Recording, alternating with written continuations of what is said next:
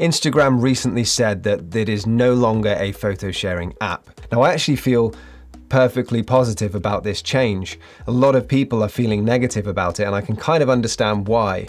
But I just kind of want to share my thoughts in this video why I feel fine about those changes. Okay, what does this actually mean? Really, in my view, and I think that this is some recent stuff has backed this up, is that Instagram is no longer defined as a photo sharing app. Now, when you add the word defined at the beginning of it, it kind of feels a bit better, doesn't it? It makes you go, okay, right, so it's not, it's not just a photo sharing app. It's a bit like, this isn't a telephone. This isn't a speaking device to speak to other people. It'll still do that, but it does all sorts of other things as well. This will, I can go on the internet on it, I can play games on it, I can do loads of different things to the point where it is no longer defined as what my generation would call a telephone. This is a mobile phone, a smartphone. It's not a telephone. So really this is a question of definition. Instagram is going to be lots and lots of different things to the point where it is no longer solely a photo sharing app. I think that's what they're communicating. Because really, Instagram is still, right, what we see today, it is predominantly photo sharing. When you go to someone's profile, the first thing you see are static photographs. Even if those are videos, the thumbnail we see is static photographs.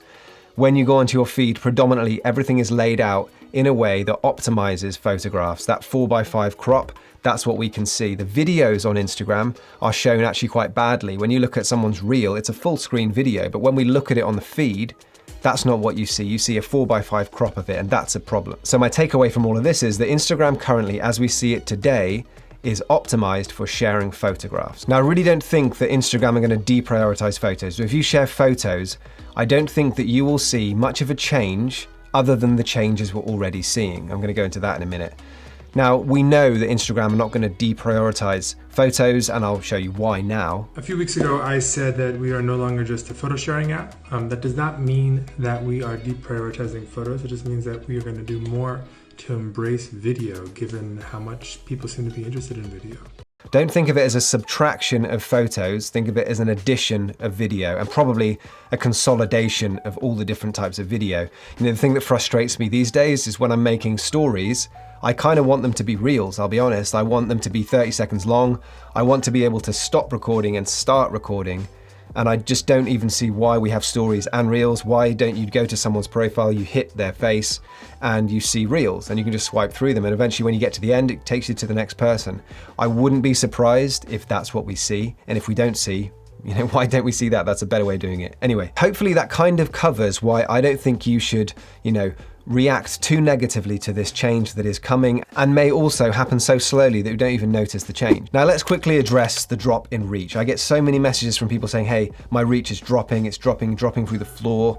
It's just happening for everyone. I think that's the key thing to realize, is that this is basically happening for everyone, probably with the exception of people who have really leaned into reels. Instagram is in crisis. Think about it this way, okay? Instagram is a very serious company. At the corporate level, it's as serious as any other company. And when a competitor shows up that is doing as well as TikTok, Instagram on a corporate level has to react very aggressively to that. That's just how business works. So you can imagine what is going on at Instagram, okay? The biggest, most important social media on the planet suddenly has a very real and serious, aggressive competitor. Now, the reason why TikTok are so good at video is because that's all they do. You don't have to show photos. Now, Instagram have a huge mountain to climb because from user experience design, they have to show photos, keep photo people happy at the same time as trying to deliver an experience that is competitive to TikTok. Now that's not something that's easy to do.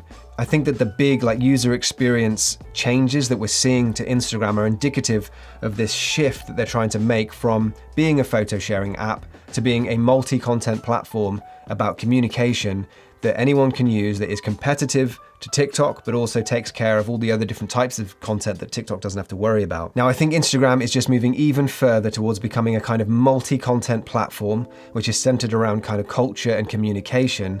And the challenge is there, what does this mean for photographers? And essentially, I don't think it means much. I think it just means that we have more ways that we can communicate. In my video, Instagram is not for photographers. I'm saying that Instagram is not your portfolio. It is a way of communicating your photos and communicating your portfolio, but I would suggest that, if you want to show off your photos, do it on another website, like your own website. That's the best way of doing it. However, you can't just put your photos on your website and expect people to start dropping in through the door. That's what Instagram is for. You post a representation of your photos alongside a representation of yourself and your personality, and then you can send those people to your website. That's what this is all about. So what this means is, and why I'm not feeling negative about it is I can still represent my photography. I can still represent my portfolio. Instagram is just giving me more ways that I can share my personality, that I can share my behind the scenes.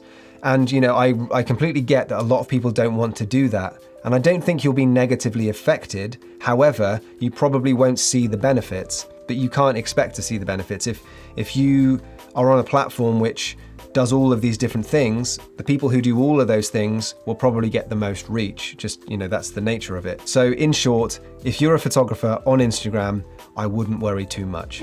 And then you have to think about this, okay? Why are you using Instagram? Are you genuinely using Instagram because you want to show your photography in the best possible way? Because if you are, I would suggest that you add another platform to your workflow, because Instagram is not the best way to show your images. It's the best way to share your images. I think a lot of people, photographers, people with mobile phones, the hobbyist photographers, they're posting their photos to Instagram and worrying that there's a big change, when in actual fact, I think the majority of people are not intentional about the sharing of their photos. They just share them, they want to get a bigger following, and that's the end of it. For example, let's take a portrait photographer. A portrait photographer will share their portraiture, they will probably tag the other people who are in their photos, and that means that person might share it, they might get a bit of outreach there, get some lead generation and more people coming to them. That's an intentional way of using Instagram as a photographer. Let's take a landscape photographer, okay? So a landscape photographer on Instagram might be sharing their photography with the intention of selling prints. So they can share their photography, talk about their prints, talk about their printing process, be helpful, and intentionally send people to their print store to sell prints. These are examples of being intentional on the platform. I think the majority of people are not intentional on the platform, and that might be why you aren't seeing the goals that you need to reach. So how do you be intentional on Instagram? Essentially, you just want to think about what is your end goal? What is the thing you want to achieve? If that is getting lots of followers, then that's fine. But you also have to bear in mind that, followers are not an effect of being on Instagram. They are an effect of building a following. You can be intentional with that. You can say, I'm on Instagram because I want to build a following. Now that means you have to do certain types of work and certain types of outreach on the platform to kind of realize that goal. If that's your intention, then you still have to work at it. It's not something that just happens by posting. Just like you can't sell prints just by posting, or you can't get new, portraiture clients by just posting. You have to perform other actions to realize your goal. And I think this is the problem that photographers are having on the platform. They think they can just post and things will happen, but that's not how it works. Okay, so what are the alternatives? Let's say that you are here to build a following, you want to build a platform, and you want more people to see your photography. Now, I've got a video coming soon which talks about the number comparison between Twitter and Instagram. It may be my next 1 or 2 videos. It depends how things go. Now, the clue is there. Twitter is a very strong alternative for photographers for static images to Instagram. So if you haven't given Twitter a go over there. There's some wonderful things happening in the photography community. I can pretty much bet that anyone who you are inspired by on Instagram has already gotten started with a brand new account and is posting some banger photos. So if you haven't already done it, head over to Twitter. Come and say hi to me. I'm at It's Johnny Keeley on Twitter. Come and say hi and just, start posting there. Twitter can feel a bit dead at the beginning, and I have a whole bunch of videos, about Twitter. But I have noticed a huge boost of photographers on the platform. So I would say that whatever workflow problems there are on Twitter, Twitter are probably gonna, welcome all of these new photographers by changing a few things, and they've already done that. I've covered all this in other videos though, so I'm not gonna go into it. Just the point is that if you want an alternative to Instagram, try Twitter. But, big but, don't switch from Instagram to Twitter, diversify, do both. If you can't give all your time to one, give time to Instagram, then give time to Twitter, give time to Instagram, give time to Twitter. That's kind of a good way of doing it. And nothing's changed here, okay? That's always been a good idea to diversify. You know, you've got Facebook groups. You could create a group and share photography to that. You've got photography groups on in Facebook themselves, not your own group, but other groups. You can share your photography to that. You've got things like Flickr and all the different websites around that. And you've got Twitter.